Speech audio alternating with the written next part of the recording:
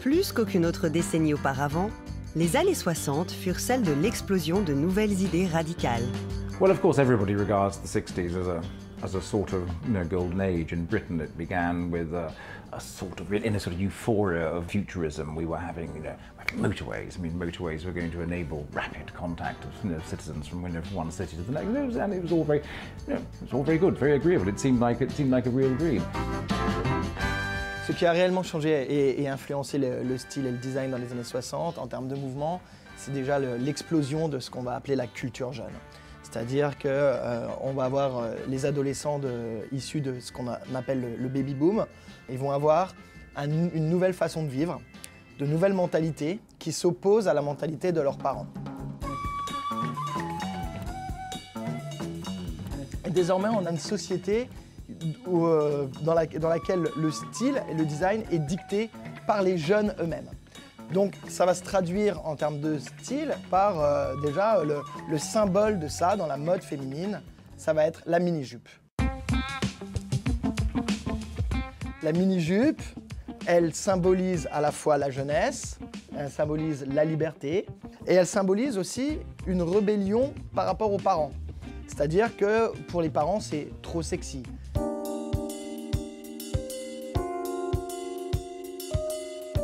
We all know about the pop revolution, the 60s, and the fashion and the music. But for me, I think there's something even more interesting going on. There was a design revolution. The stuff which had hitherto been rare, expensive, privileged, suddenly became, to a much greater degree, popularly available. One obvious example of that is when Habitat opened in 1964. It's the exact equivalent. I mean, that's 1 year after the Beatles' first LP. Habitat starts selling the sort of modern furniture which hitherto only existed in glossy architecture magazines, which you found in expensive apartments in New York or Helsinki, and suddenly it's available in Tottenham Court Road and Manchester.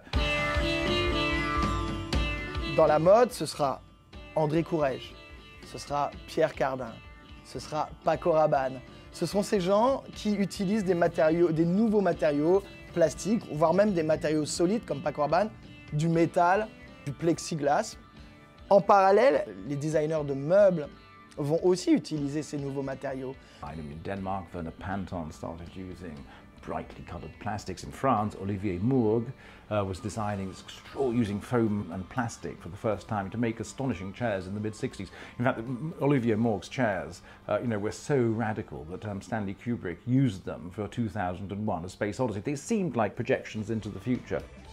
There are countless examples of important design, coming from the period. I mean, we all know how revolutionary the iPod has been in the past, 10, 15 years. But the iPod was preceded in late 1960s by Ettore Sottsass's Valentine typewriter for Olivetti. I mean, it was bright red, it was plastic, it was portable, it was a typewriter, as the designer himself said, a typewriter you could take to the disco. And it was the way of deconstructing the idea of work.